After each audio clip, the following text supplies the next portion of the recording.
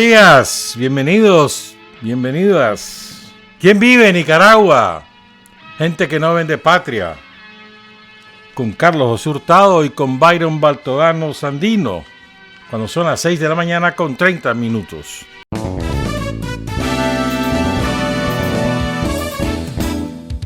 Sin fronteras para decir la verdad. Sin fronteras, trabajar, avanzar, combatir, vencer. Sin fronteras.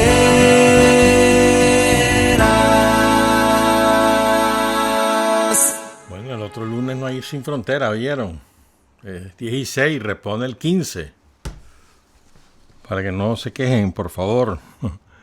Nos oímos después hasta el, ¿qué? Hoy es 9, 24, ¿no? No, 23 de septiembre. Ayer recibí una noticia que me dejó impactado. Un compañero, un médico de origen cubano, porque tenía muchos años de vivir en Nicaragua, ortopedista, el doctor Armando Nicolás García Marín, Armando García, falleció en la mesa de operaciones prácticamente por una dolencia cardíaca. Un gran médico, buena gente, súper amable, agradable, platicador. Tuve la dicha de ser atendido por él en un par de ocasiones. Y me dio un gran pesar, porque además tenía mucho por dar, no era un hombre muy mayor, pues. Saludamos a su familia, a la familia del doctor Armando Nicolás García Marín y a sus compañeros de trabajo en el Hospital Salud Integral. La policía estuvo de cumpleaños el 5 de septiembre. Felicidades a todos. A su jefe, al primer comisionado Francisco Díaz, al comisionado general Horacio Rocha, a todos los compañeros y compañeras, a la Chilo, a todos.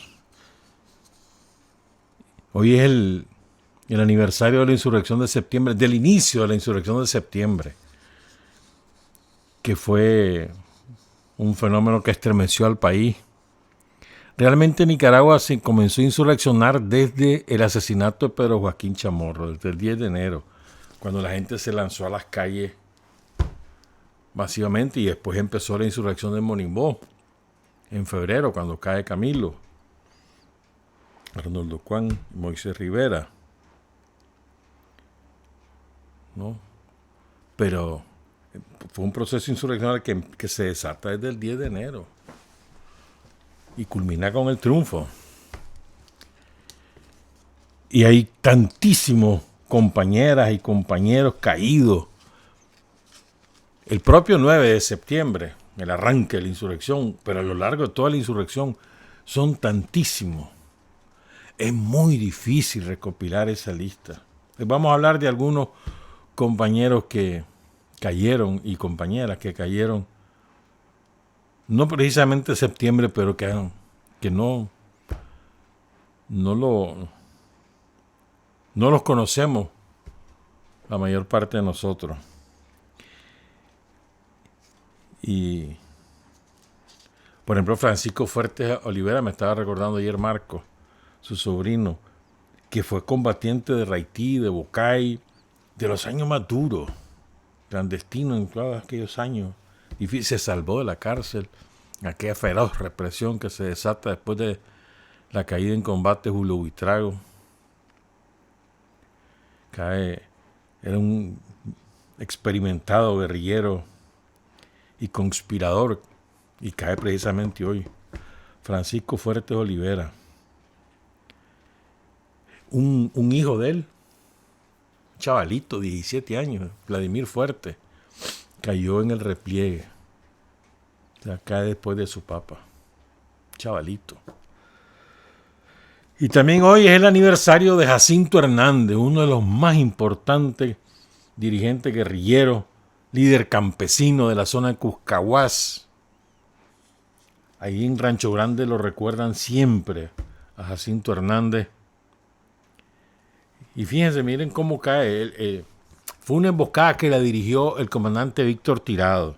Ahí iban Jacinto Filemón Rivera, que cae después, Francisco Ramírez, que murió en los años 80, Facundo Picado, que cae en Estelí, abril, Álvaro Hernández, que cae en el helicóptero con Cristóbal Vanega y con Ervin Vargas, Serafín García, que ahí anda Serafín, siempre activo y combatiente, Crescencio Rosales, que cae en Matagalpa, y Fidel Aguilar, que cae con Jacinto. Entonces, le hacen una emboscada a la Guardia venía confiada en una hondonada, ahí en San José de Cuscahuá. Y entonces hay un combate, una refriega, y los guerrilleros le hacen 13 bajas a la Guardia. Y ya el combate ya prácticamente terminó, ¿verdad? Y Jacinto ve que hay una ametralladora Browning, eso era un lujo en la guerrilla, una Browning, que está al lado del cuerpo de un guardia. Entonces termina el combate y dice, voy a recuperar esa arma, porque para un guerrillero tener un arma de ese calibre era sacarse la lotería. Entonces se va a buscar el arma y el guardia, que parecía que estaba muerto, estaba vivo y lo mata. Lo rafarea desde el suelo a él y a Fidel, que venía detrás de Jacinto. Los dos murieron ese día, Jacinto Hernández y Fidel Aguilar. Honor y gloria a todos nuestros caídos, no hay que olvidarlos. Me estaba acordando también, Marcelina me lo recordó, Marcelina Castillo. Como no vamos a tener programa, pero el 13 de septiembre asesinan a 5 chavalos ahí en Chinandega, en la operación limpieza de la Guardia Somocista, de la genocida. Son hechos que no podemos olvidar, compañeras. No tenemos derecho a olvidar.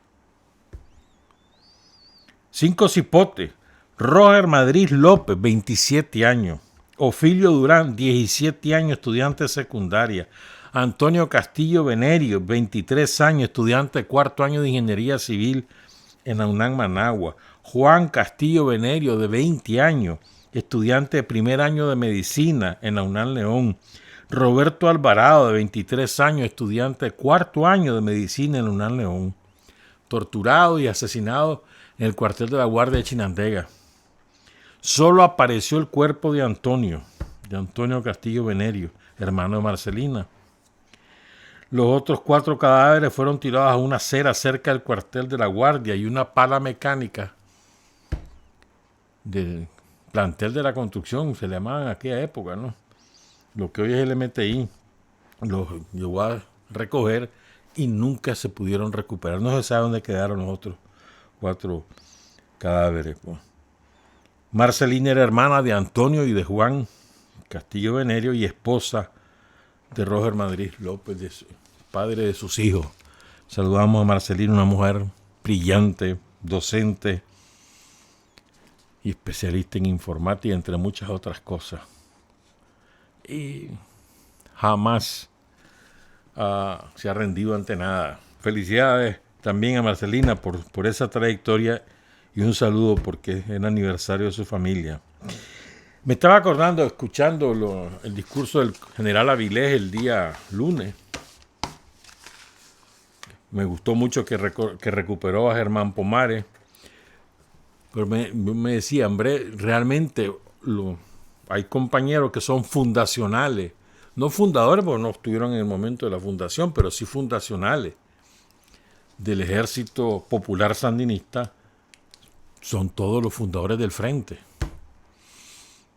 Carlos Fonseca y Silvio Mayorga, en el documento de 1960, que para mí es un documento indispensable de leer, de estudiar, 1960, desde entonces trazan la estrategia.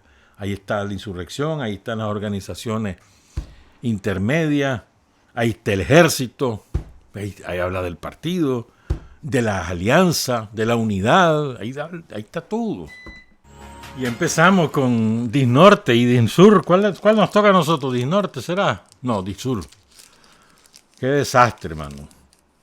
Así era, ¿te acordás? Antes que interrumpiéramos por un año la Sin Frontera, siempre a esta hora se iba. Y solo los lunes. Ah, no, mentira. Lunes, miércoles y viernes, ahora es los lunes. ¿Será casualidad vos? ¿Ah? ¡Qué desastre! Nos voló, nos quemó unos equipos ahí arriba del crucero, Disnorte, ¿oíste? Hace como 3 meses habrá sido eso, más o menos. Por eso estamos a medio gas. Le ganamos, sí, ya pagaron. Estamos comprando eso. Repuesto. Entonces les decía yo que escuchando al general Avilés en su discurso del lunes pasado, por ocasión del aniversario, 45 aniversario del ejército, bonito estuvo el desfile, por cierto, al día siguiente. Y escuchándolo, me gustó mucho que haya recuperado a Germán Pomares. Y decía que, en mi opinión, son fundacionales del ejército, todos los fundadores del Frente Sandinista. El ejército de Nicaragua fue parido por el Frente Sandinista como instrumento del pueblo de Nicaragua. Pero el parto lo hace el Frente. Me acuerdo, la tesis principal del Frente era: el Frente Sandinista es el embrión del Ejército Popular y del partido. Y así fue. O sea, Carlos Fonseca, Silvio Mayorga, Germán Pomares, Jorge Navarro, Rigoberto Cruz, ¿no? Todos los compañeros, Tomás Borges, fundadores del Frente Sandinista, son también fundacionales del Ejército de Nicaragua.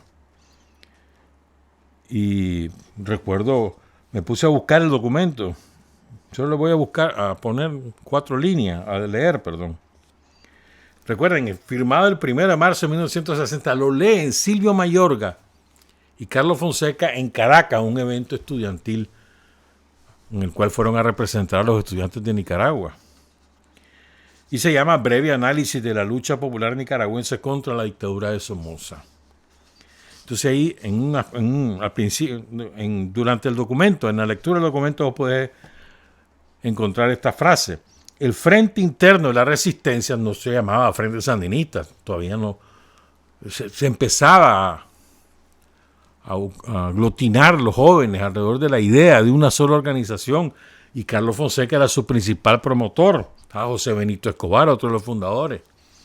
Y entonces dice: el Frente Interno de la Resistencia deberá desempeñar el importantísimo papel de convertirse en el primer auxiliar de lo que denominaban los compañeros el Ejército Defensor del Pueblo Nicaragüense, recuperando parte del nombre del Ejército de Sandino, Ejército Defensor de la Soberanía Nacional.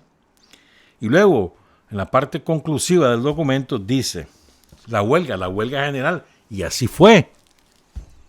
Bueno, para la insurrección de septiembre hubo también huelga general, y luego en la insurrección de julio, a la final, también hubo huelga general.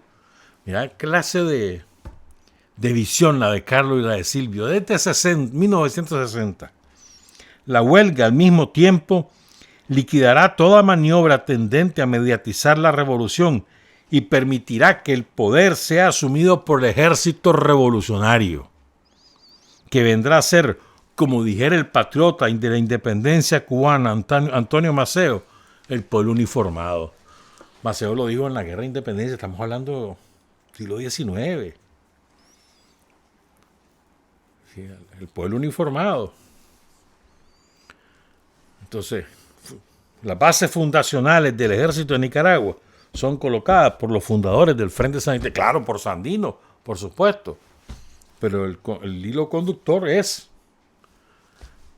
a Santos López, otro de los fundadores del Frente Sandinista, también fundacional del Ejército de Nicaragua, que es el eslabón histórico, ¿no?, entre el ejército de Sandino y las nuevas generaciones que derrocan al asesino de Sandino, a la familia del asesino de Sandino.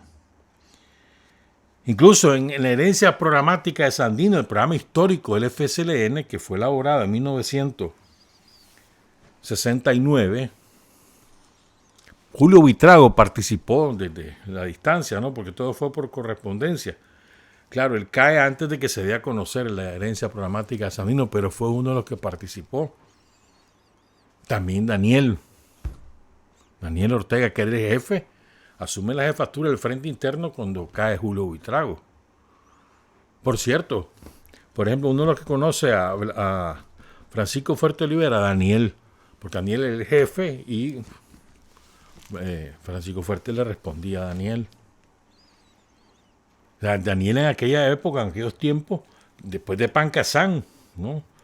Pero tenía un papel organizador en aquellos tiempos de primera línea. Daniel organizaba los operativos de recuperación y todas esas cosas, ¿no? Y además tomaba acciones como ejecutar a aquel maldito guardia torturador, que para qué acordarse el nombre, ¿verdad? Pero bueno, en herencia programática de Sandino, el punto número 12 dice: Ejército Patriótico Popular. La Revolución Popular Sandinista abolirá la Fuerza Armada Enemiga del Pueblo, denominada Guardia Nacional, y creará un ejército popular revolucionario y patriótico. Fuerza enemiga del pueblo creada por las fuerzas de ocupación norteamericanas con el fin de perseguir, torturar y asesinar a los patriotas sandinistas. En el nuevo ejército popular podrán tener cabida los soldados profesionales, miembros del antiguo ejército, que hayan observado la siguiente conducta: que hayan respaldado el combate guerrillero, que no hayan participado en asesinatos, despojos, tortura y persecución al pueblo y a los militantes revolucionarios, que se hayan sublevado contra el régimen despótico y dinástico de los Somoza. Fortalecerá al nuevo ejército popular elevando su capacidad combativa y su nivel táctico y técnico. Inculcará en la conciencia de los miembros del ejército popular el principio de apoyarse en sus propias fuerzas en el cumplimiento de sus deberes y desarrollar toda su actividad creadora. Profundizará en los miembros del ejército popular los ideales revolucionarios con miras a fortalecer el espíritu patriótico y la firme convicción de luchar hasta alcanzar la victoria, venciendo los obstáculos y rectificando los errores. Forjará una disciplina consciente en las filas del ejército popular y fomentará los vínculos estrechos que debe haber entre los combatientes y el pueblo. Establecerá el servicio militar obligatorio y armará a los estudiantes, obreros y campesinos que, organizados en milicias populares, defenderán los derechos conquistados ante la inevitable embestida de las fuerzas reaccionarias del país y del imperialismo yanqui. Herencia programática de Sandino, 1969, programa histórico del FSLN. Digo, hay que recuperar también la fuerza de la historia, ¿no? Son las 6:53. Y bueno, y el ejército y la policía. Lo que pasa es que la Policía Nacional es una necesidad política que advierte la dirección de la revolución apenas se triunfa, como para separar, porque la Guardia tenía funciones de policía y funciones de ejército y funciones de espionaje y de represión, ¿no? Entonces se separan ejército y Policía Nacional y se funda el 5 de septiembre en honor a Jacques Delgado de 1979. Tomás el encargado de organizarla, ¿no? Bueno, entonces leyendo el programa histórico, que a veces se nos olvida, 6:53, o sea, ¿de dónde venimos? Parte de nuestra esencia, ¿no? Perdón. A ver, es cierto, una de las motivaciones de la juventud nicaragüense de los años 60 y 70 para incorporarse a la lucha armada fue la brutal represión, las torturas, los asesinatos, el encarcelamiento por puro gusto, la ley fuga, la quema de propiedades, de rancho, ¿no? Es verdad. Pero realmente la principal motivación, en mi opinión, era la miseria. Y uno de los orgullos que hoy tenemos con este gobierno, con el gobierno del Frente Sandinista, el gobierno de Daniel, que ya vamos a cumplir 18 años, es que con este gobierno hemos ido abatiendo la pobreza, la miseria. Hermano, por Dios, hoy ya no se muere un solo niño de hambre en Nicaragua. Eso era lo común. O sea, es literal. Pueden hablar ustedes con compañeras y compañeros, por ejemplo, que estuvieron clandestinos, que anduvieron en la guerrilla, en cualquiera de los frentes guerrilleros, y te cuentan, ¿no? Cómo veían morir a los niños campesinos de hambre. Llorar y llorar toda una noche de hambre hasta que finalmente morían. Flaquito. O sea, el hambre mataba a la niñez nicaragüense y hoy podemos decir con orgullo, y esta es de las cosas para mí de mayor fuerza de los logros de Daniel en estos 18 años, se acabó el hambre en el campo. No es que se haya acabado la pobreza, pero hemos hecho unos avances, hermano, impresionante, una cosa impresionante. O sea, el solo hecho, fíjate bien, el otro día Daniel recuperaba lo de la educación gratuita, ¿no? En todos los niveles, desde el círculo infantil, los bebés, el CDI, hasta obtener tu título universitario. Todo eso es gratuito, es un derecho, ya no es una mercancía.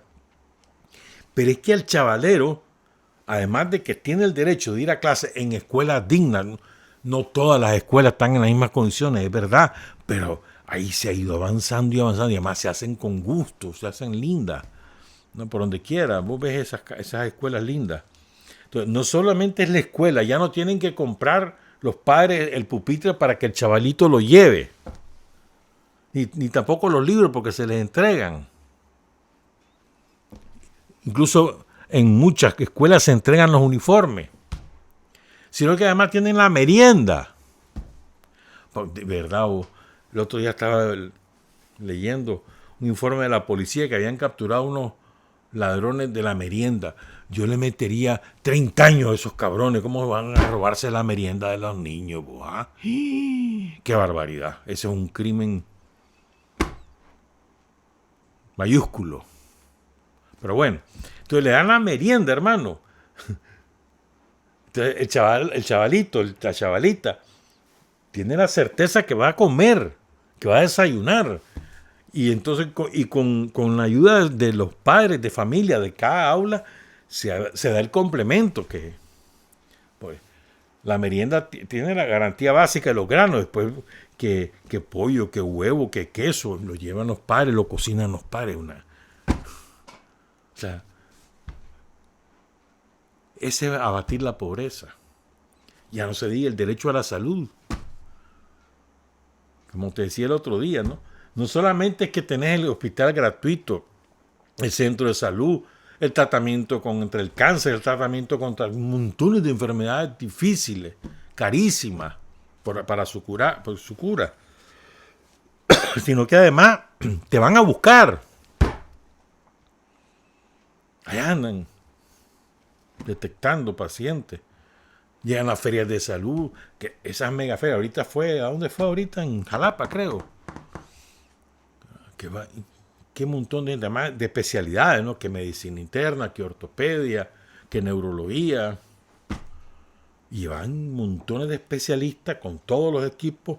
O sea, no solamente es el derecho que tenés, si te enfermas o si te sentís mal, pues entonces te vas al hospital con la garantía de que vas a tener atención y gratuita, sino que además para las especialidades hay eventos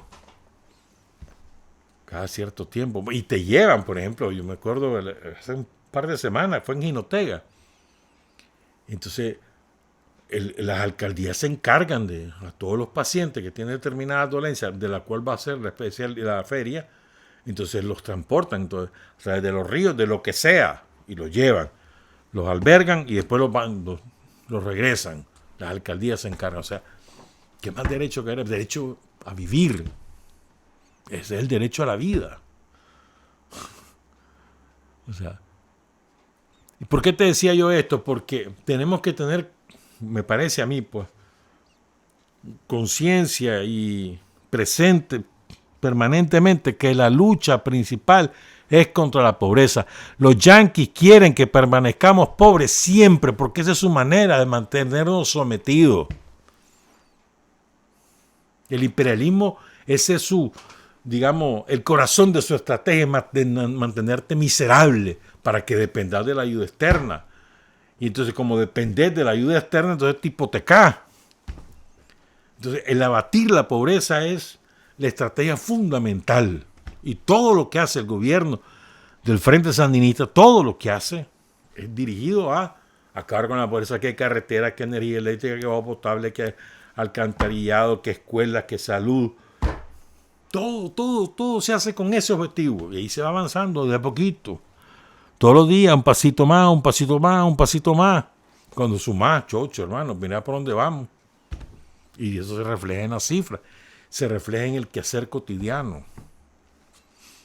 ¿No? Entonces creo que es importante recordar este objetivo. Te voy a dar un ejemplo, pues, por cierto, y creo que ahí lo tenemos. Y creo que se puede pasar porque no creo que tenga derecho de autor.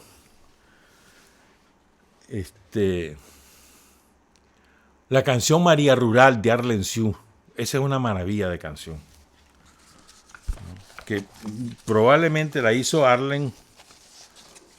A ver, Arlen Siu, que es una extraordinaria muchacha, cae 1 de agosto de 1975 en el Sauce con Julia Pomares, Julio Ordóñez, entre otros compañeros. Entonces Arlen, después del terremoto, antes del terremoto, ahí en Jinotepe se involucró desde su fe cristiana en la ayuda a las comunidades empobrecidas del sector rural de Jinotepe y de Diriamba, de Carazo en general, que era sumamente abandonado, todo eso. Te ibas para la conquista, eso era terrible. Y después del terremoto, ayuda a los terremoteados. Ahí fue cuando la recluta Ricardo Morales, la recluta para el frente. Y ya después cae Ricardo en el 73. Después ya se incorpora a la guerrilla, se va clandestina y le dejó. Vos sabés cómo fue, ¿verdad? Arlen Siu.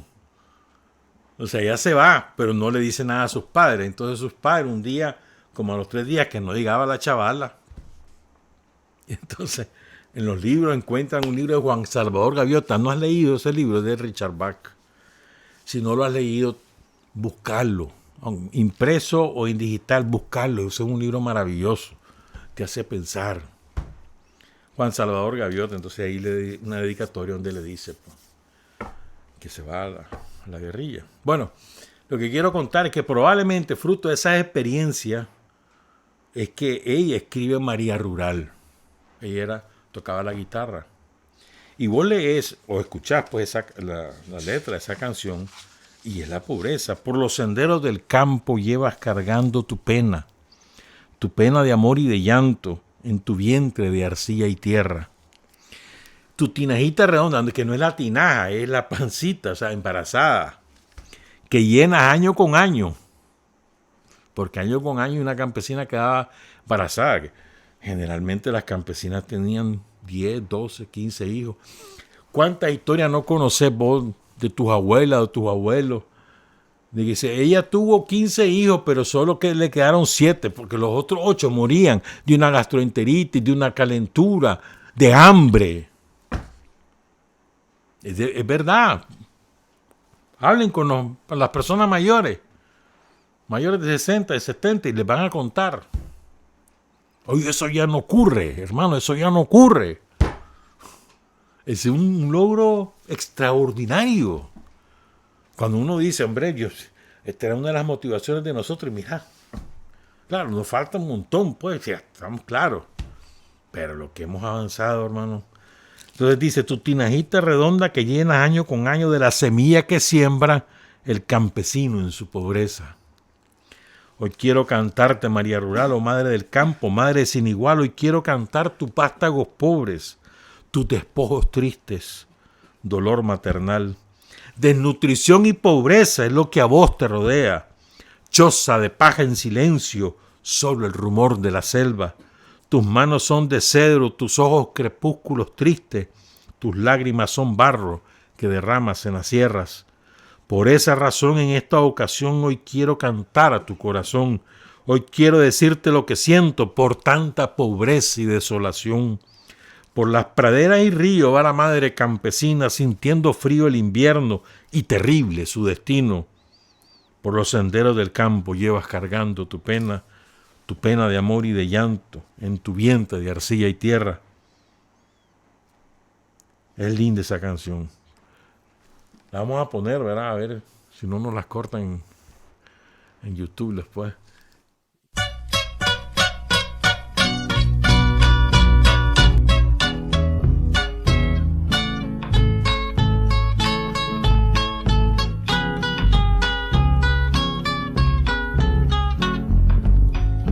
Por los senderos del campo llevas cargando tu pena de amor y de llanto, en tu vientre de arcilla y tierra. Tu tinajita redonda que llenas año con año de la semilla que siembra el campesino en su pobreza. Y hoy quiero cantarte, María Rural, oh madre del campo, madre sin igual. Hoy quiero cantar tus vástagos pobres, tus despojos tristes, dolor maternal.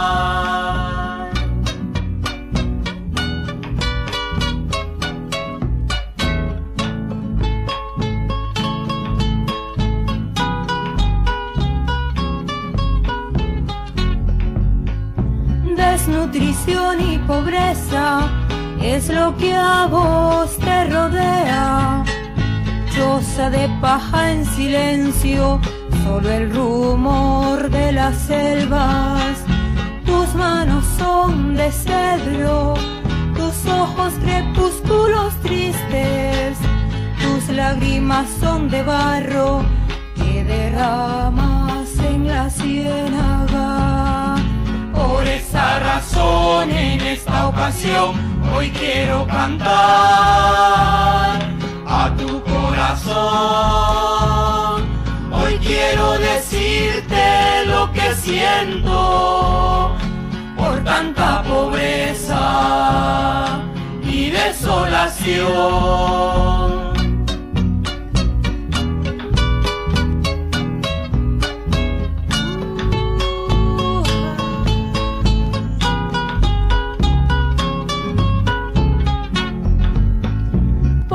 Praderas y ríos va la madre campesina, sintiendo frío el invierno y terrible su destino. Por los senderos del campo llevas cargando tu pena de amor y de llanto, en tu vientre de arcilla y tierra. Y hoy quiero cantarte, María Rural, oh madre del campo, madre sin igual. Hoy quiero cantar tus vástagos pobres, tus despojos tristes, dolor maternal.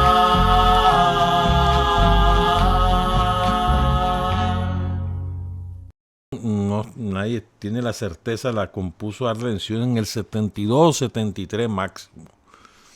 Y la interpreta el grupo Pancasán. Creo que esta la grabaron en el 77, no estoy seguro, pero creo que su primer disco es del 77 con Sonorama. Estaba Marlene Álvarez. La voz de la muchacha es Marlene Álvarez. Linda voz. Laura Manda Cuadra, que desgraciadamente murió en un accidente de tránsito en el 80. Era dirigente de la ATC. Estaba Pancho Cedeño, Agustín Sequeira, creo que estaba Danilo Norori. Ese era el grupo Pancasán. Si mal no recuerdo, pues si se me escapa alguno, ahí me disculpan. Pues. Pero excepcional. Recuerden siempre, aquí todo contra la pobreza es nuestro enemigo, la pobreza. Pobreza material y pobreza también espiritual, intelectual. Regresamos pues a las 7:09. Hay hombres que luchan un día y son buenos. Hay hombres que luchan un año y son mejores. Pero hay hombres que luchan toda la vida. Esos son los imprescindibles. Las 7:11. A ver, compañeras, compañeros, los que estuvieron en los BLI, los que hicieron el servicio militar, los que estuvieron en la Guardia Frontera, los que nos están viendo, por supuesto. Reconocen esta maravilla en la guerra, ¿verdad? La reconocen. Las Siete Bocas le decían también, la BM-21. Cuando charchaleaba esa arma, eso era infernal, mano. Le decían la Katiuska, no sé si le siguen diciendo así, pues todavía tiene el ejército, que tiene como 30 el ejército. Pero eso, en la guerra contra los mercenarios de los yanquis, eso era un arma poderosísima. La recuerdo haber visto en acción cuando las bestias se tomaron Ocotal. Entonces, tuve la oportunidad de estar después. Y esta estaba así en una colina que bueno, ya ahora está habitado eso, pero eso era Pelona, a la entrada de Ocotal, ahí las habían puesto. Bum, bum, bum. Cuando le caían esos despavoridos salían los guardias. Ahí le hicimos más de 100 bajas a los que se tomaron Ocotal ya en la huida, pues. Entonces, eso es un desfile del Ejército Popular Sandinista. Debe ser en los primeros aniversarios. Y ahí está la frase de Sandino, ¿no? Más de un batallón de los vuestros, invasor rubio, habrá mordido el polvo de mis agrestes montañas. Salvajada esa foto. La Katiuska. Bueno. Quiero hablarles de ir mezclando aquí. Yo le decía lo de la pobreza. ¿Sabes qué? ¿Cuál fue la primera gran batalla ganada a la pobreza? ¿Sabes cuál fue? La Cruzada Nacional de Alfabetización. Esa fue la primera gran... Bueno, claro, primero tomar el poder, cuando el pueblo toma el poder, ¿no? Pero después, o sea, de las acciones de la revolución, la cruzada. ¿Por qué? Porque una de las...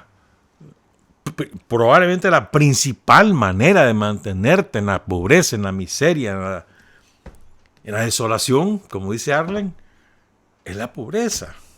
Y es el analfabetismo. Es que no sepas nada. Que ignores todo. Entonces tenés que depender del que sabe. ¿No? Entonces, la cruzada es algo formidable, es una cosa de la cual tenemos que sentirnos orgullosos para toda la vida. Todo el pueblo de Nicaragua, todas las generaciones. Hablando de chavalitos, de niños que se fueron a la montaña, niños y niñas, 12, 13, 14, 15 años. Y que sus padres los dejaban ir, ¿no? Después, cada semana los iban a ver, a darles comidita, a platicar, a verlos, pues.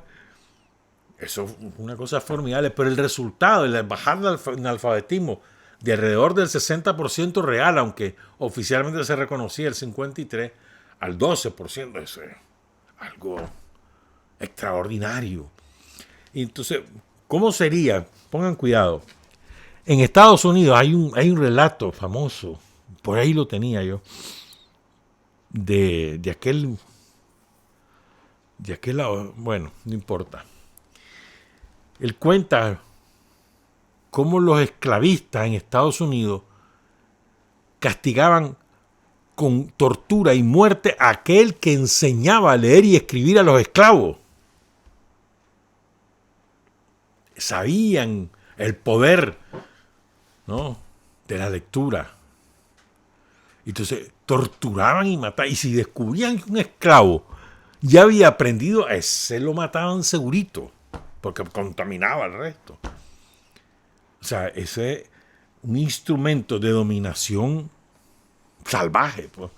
Por eso es tan importante, ¿no?, la Cruzada Nacional de Alfabetización y luego el sostenimiento. Después se nos disparó con la guerra y después con la Violeta, Bolaño y Alemán, eso se volvió a subir hasta que llegó Daniel de nuevo. Ya, otra vez estamos como con el 4, 3%, porque todavía hay, pues, tampoco podemos, pero ya es mínimo. ¿Cuánto? Ahí les voy a leer, porque tengo eso aquí, se los quiero contar. Fíjate que, entonces, como me puse a recordar todas estas cosas, entonces me encontré con la biografía, el perfil biográfico, mejor dicho, de un compañero que en Camuapa lo recuerdan, lo recuperan. Se llama Armando Montoya Castillo. Nació en Managua, ahí en el barrio Altagracia, pero emigró la familia a esos lados. Entonces que el chavalo le gustaba el arte, la actividad artística, pues. Y entonces para la cruzada, junto con otros 12 cipotes, fundaron una brigada. ¿Verdad? ¿Cómo que se llama? Espérame, aquí tengo el nombre de la brigada. Y se fueron a Matagalpa y Jinotega, principalmente a Matagalpa, pero no solo, pues, sino Matagalpa y Jinotega. La brigada se llama Brigada Móvil de Cultura Víctor Manuel Picado López. ¿Verdad? Y además, Armando también se interesaba en las tradiciones, en las actividades artesanales del campesinado de Camuapa, la Cabuy y demás. Y entonces empezó a recuperar las leyendas, los cantos. Fundó un museo ahí en Camuapa. El primer centro popular de cultura de Nicaragua lo funda Armando Castillo, con el nombre de José Martí, el héroe cubano. En las instalaciones del antiguo Cine Rombo, hoy está ahí la Cooperativa de Ahorro y Crédito Camuapán. Él fundó el Museo Antropológico Henry Zavallo, la Biblioteca Pública Municipal, que lleva el nombre del poeta, del insigne poeta Hernán Robleto Huete.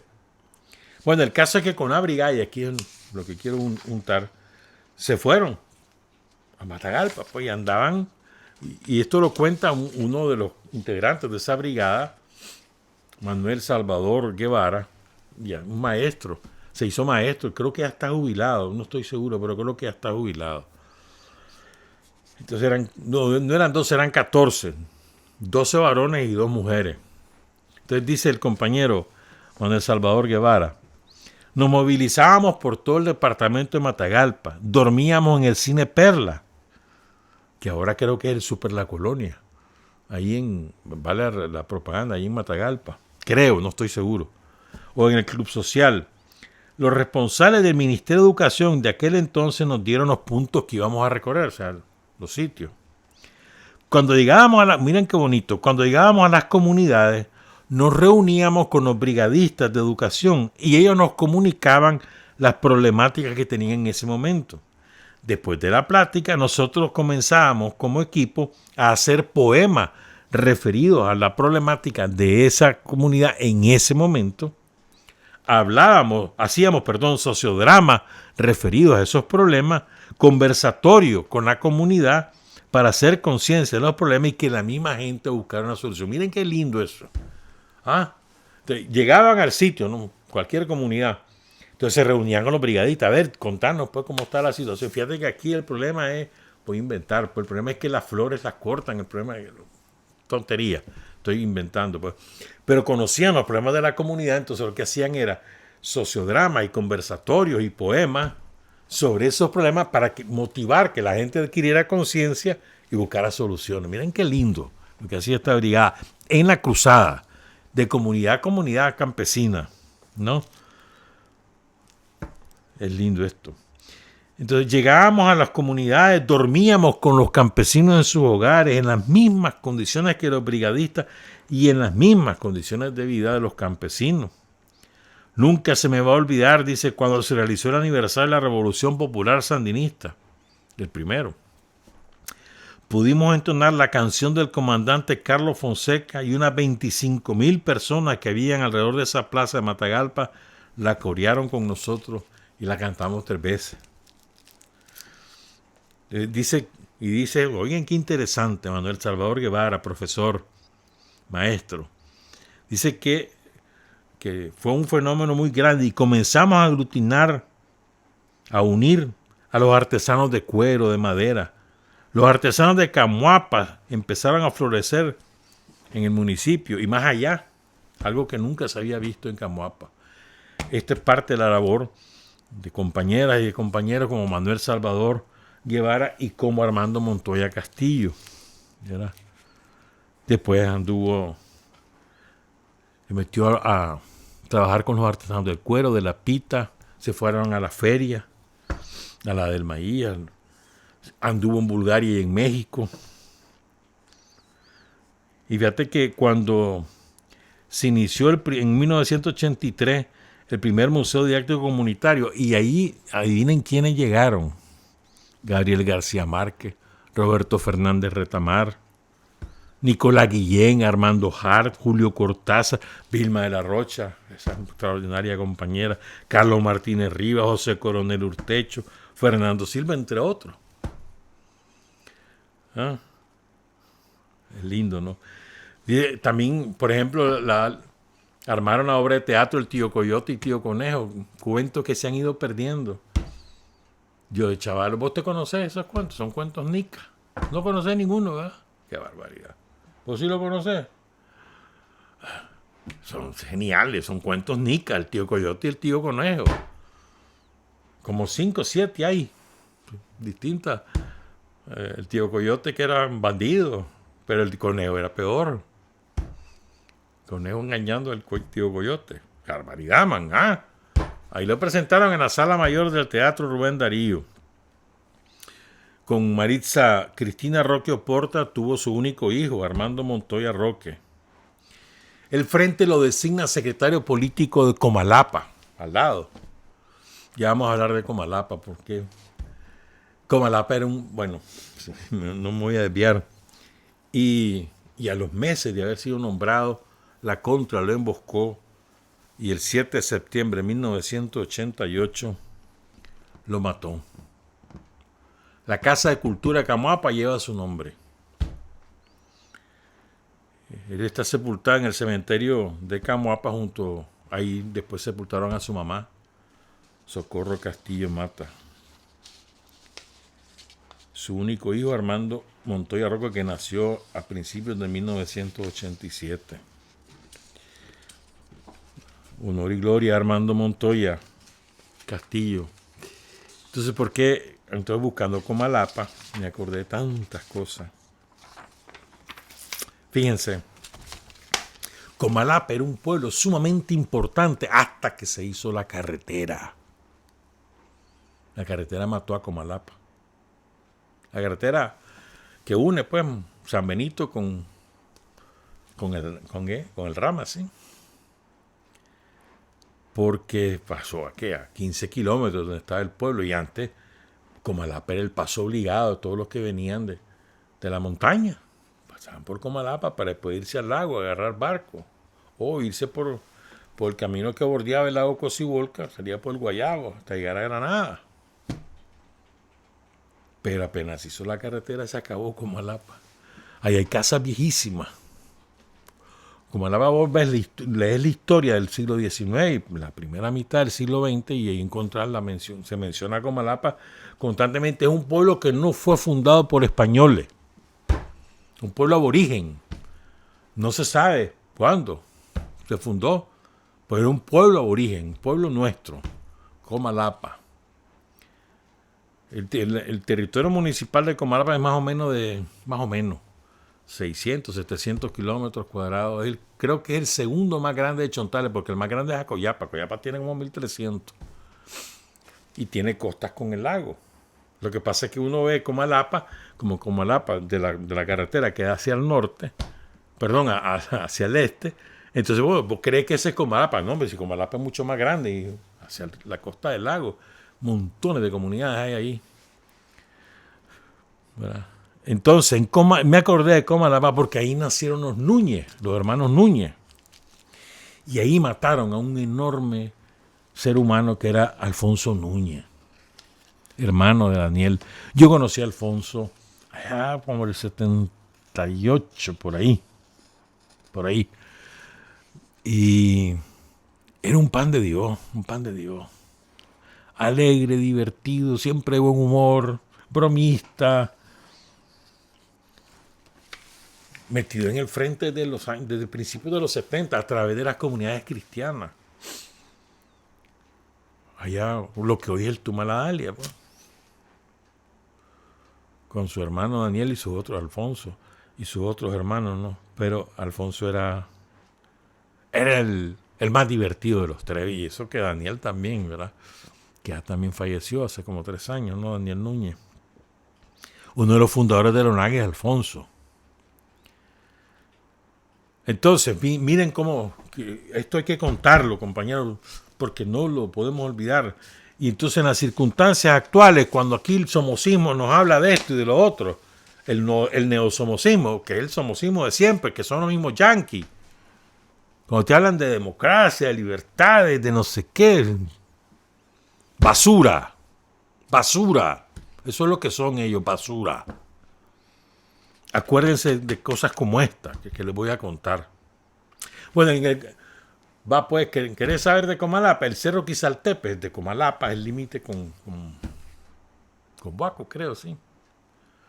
Con el departamento, sí. Con San Lorenzo, creo que hay porque para el este está Camuapa, para el oeste está San Lorenzo, sí. Y después hacia el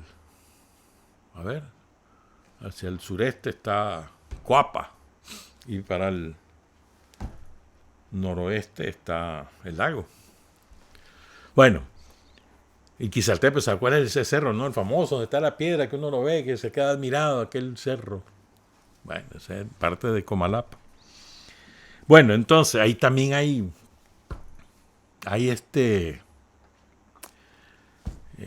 ¿cómo se llama? Estos vestigios de la cultura indígena, hay piedras pintadas, así se llama una comunidad, piedras pintadas.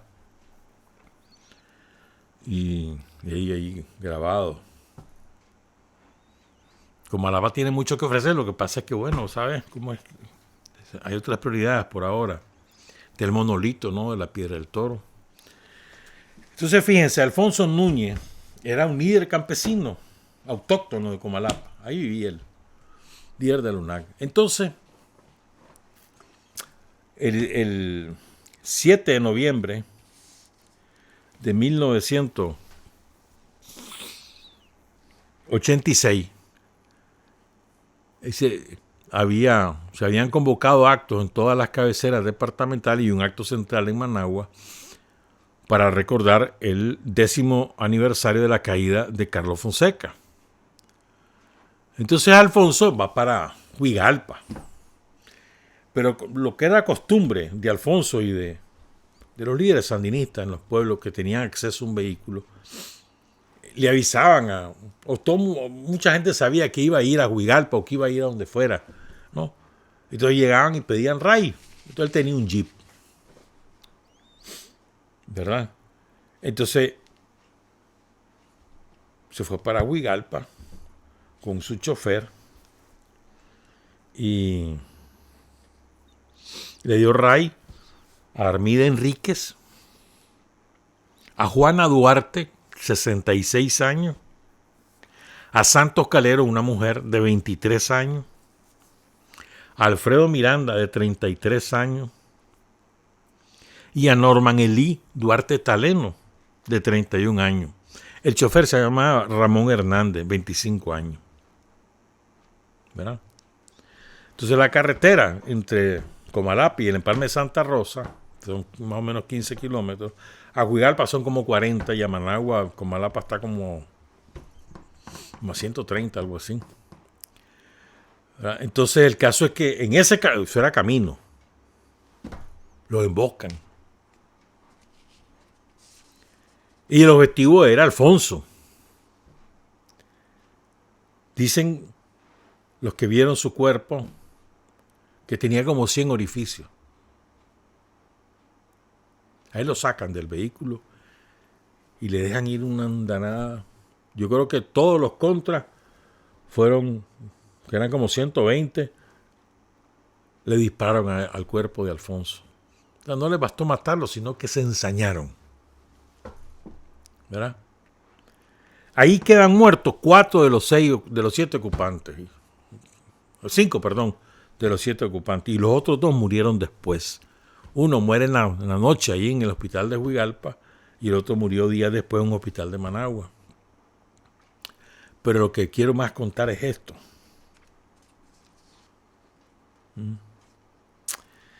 Fíjense, atacan, emboscan el jeep,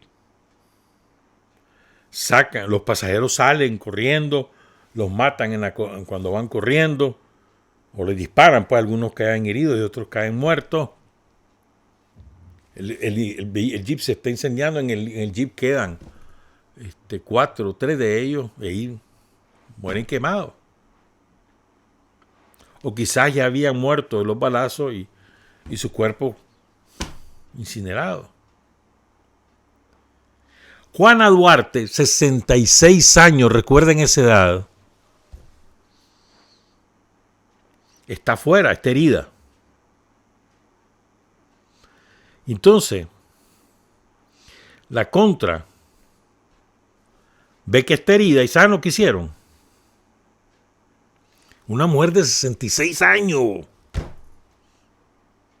Agarraron a la mujer y la tiraron al jeep en llamas.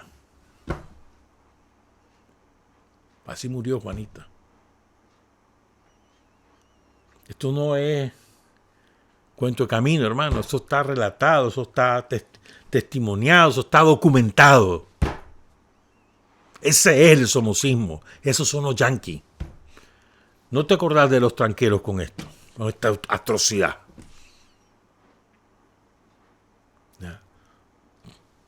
¿Cómo es posible que vos agarres a cualquier ser humano, ¿no? Cualquiera, de cualquier edad, pero en este caso, una mujer de 66 años, ¿cómo va a ser tu enemiga?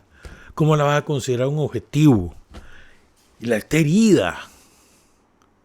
Y la agarran herida y la tiran al fuego. Y esto, hay un testigo de esto, ya te puedo decir cómo se llama, aquí tengo su nombre.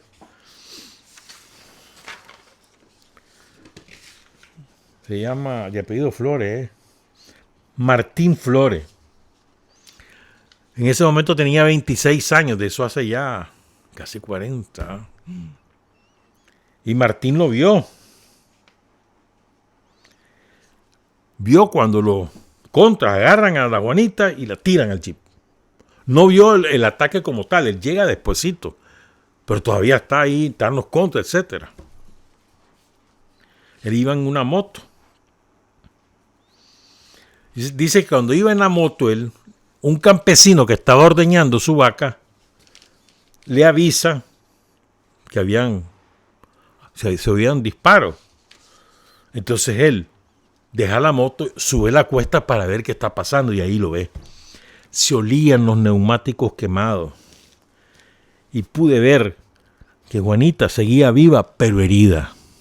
Y vio a 2 contras meterla de nuevo en el vehículo que estaba en llamas. O sea,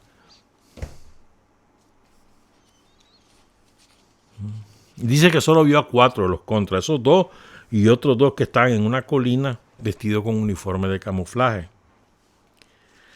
Los casquillos que se hallaron eran de fusiles AK-Chino, que eran los que le dan a la contra, los M16 y los AK-Chino. Entonces después Martín oye el ruido de un camión, se baja de la colina y se va a avisar al camión, aguántense que allá está la contra. Entonces quedan vivos 2 compañeros, ¿no? Ramón Hernández, el chofer. Él todavía pudo testimoniar. Dice que él llevaba un arma, solo él llevaba arma, que era una pistola, pues. Y Alfonso tenía un fusil, pero no lo llevaba, lo tenía en la casa.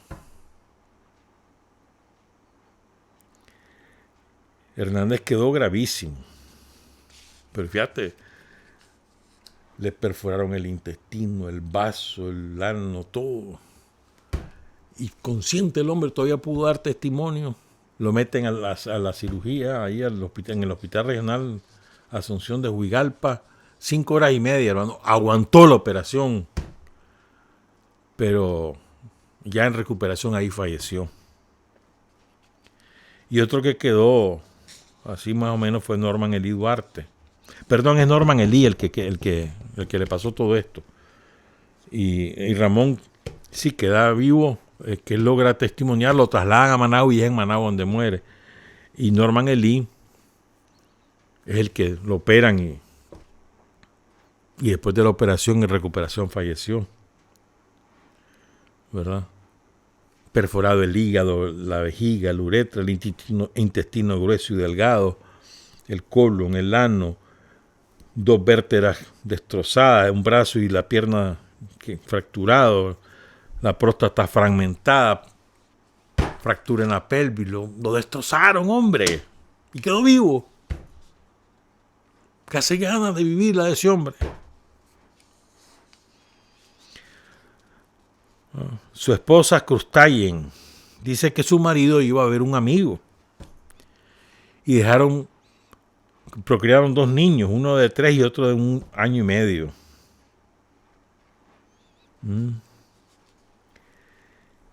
La Contra no operaba en Comalapa, habían quemado una cooperativa meses antes, venían de Camuapa, de las montañas de Camuapa y se metían a Comalapa buscando a Huigalpa. Nunca llegaron a Huigalpa, pero ese era su objetivo. Ahí estuvo Daniel Núñez, hermano de Alfonso. Había estado reunido con Jesse Jackson, el líder negro estadounidense, discípulo de Martin Luther King. Son asesinos, hay que detenerlos. Reagan ha puesto armas en manos de los asesinos. No es el dolor solo de nuestra familia, dice Daniel, es el dolor de todo nuestro pueblo. No eran 120, lo contrario, eran entre 30 y 40. Todo esto lo publicó un diario que se publicaba en inglés, que lo hacían brigadistas estadounidenses, allí en Huigalpa. Se llamaba Journey to Huigalpa, Viaje a Huigalpa. Y esto tiene fecha 10 de noviembre de 1986. Quiero contarles algo más, ya nos vamos. Y, oigan, voy a leerle esta parte. Mientras la gente de Comalapa preparaba su muerte, unidades del ejército perseguían a los atacantes en las montañas.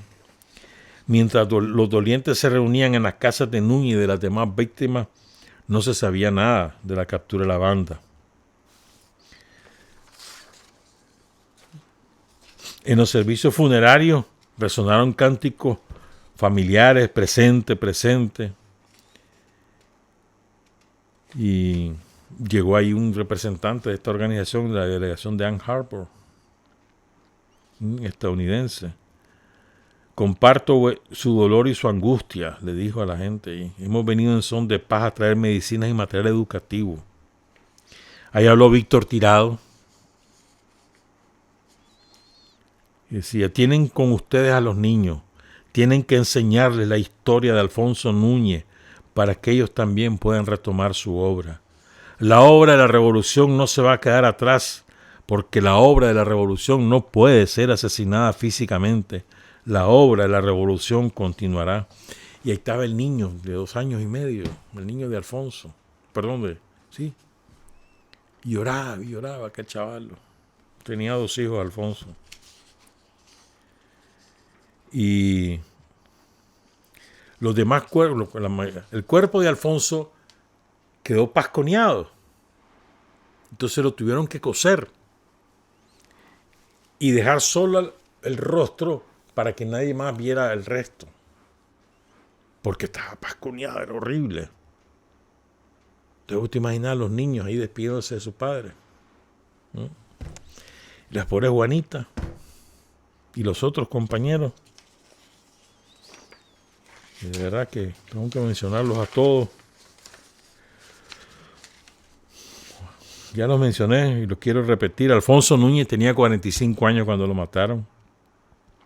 Armida Enrique, Juana Duarte, 66 años, Santos Calero, de 23 años, Alfredo Miranda, de 33 años, Norman Elí Duarte Taleno, de 31 años, y Ramón Hernández, de 25 años. Que en la vela, bueno, Armida Enrique vivía en Huigalpa, ahí le enterraron, y a los demás los entraron ahí en Comalapa. Dice: el cuerpo de Núñez, al parecer perforado por 100 impactos de bala, fue encontrado a poca distancia de su jeep en llama. Y en la vela de Juanita estaban vivos sus padres, tenían 90 y pico de años cada uno, 91, su mamá, Otelia, y su papá, que ya era un hombre mayor todavía, 90 y pico de años, y estaba sordo.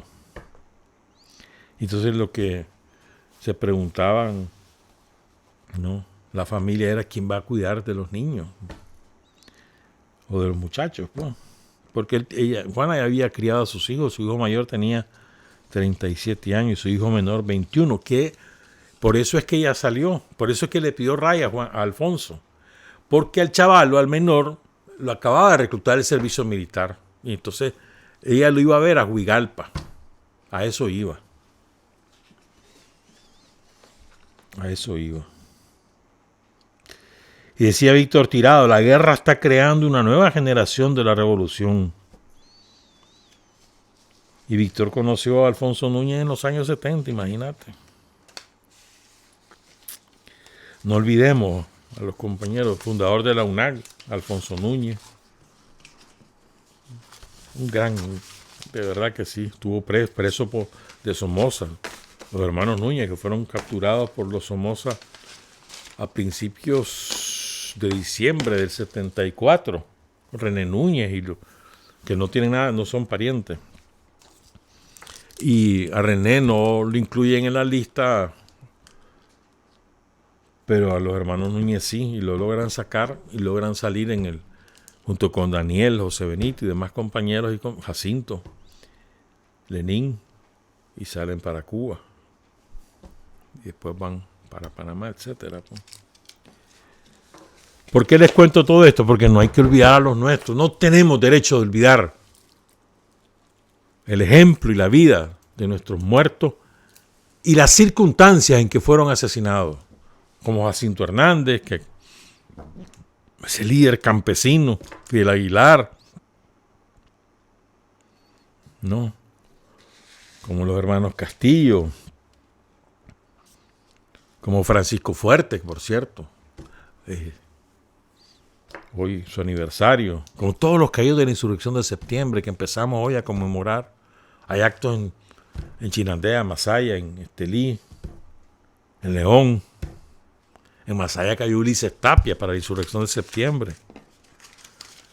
Esas son fechas, bueno, todas las fechas en Nicaragua son para recordar a los nuestros. De dónde venimos, de esa sangre que nos compromete, nos inspira y también nos honra. Gracias a ellos estamos aquí, hermanos. Trabajar, avanzar, combatir, vencer. Patria y libertad.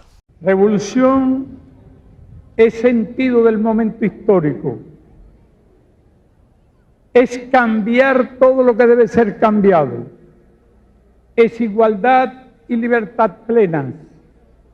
Es ser tratado y tratar a los demás como seres humanos. Es emanciparnos por nosotros mismos y con nuestros propios esfuerzos.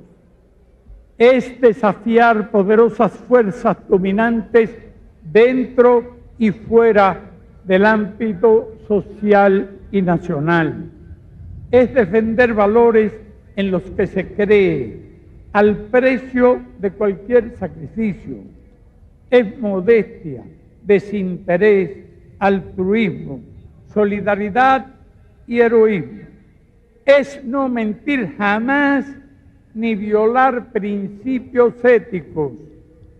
Es convicción profunda de que no existe fuerza en el mundo capaz de aplastar la fuerza de la verdad y las ideas. Revolución es unidad, es independencia, es luchar por nuestros sueños de justicia para Cuba y para el mundo, que es la base de nuestro patriotismo, nuestro socialismo y nuestro internacionalismo.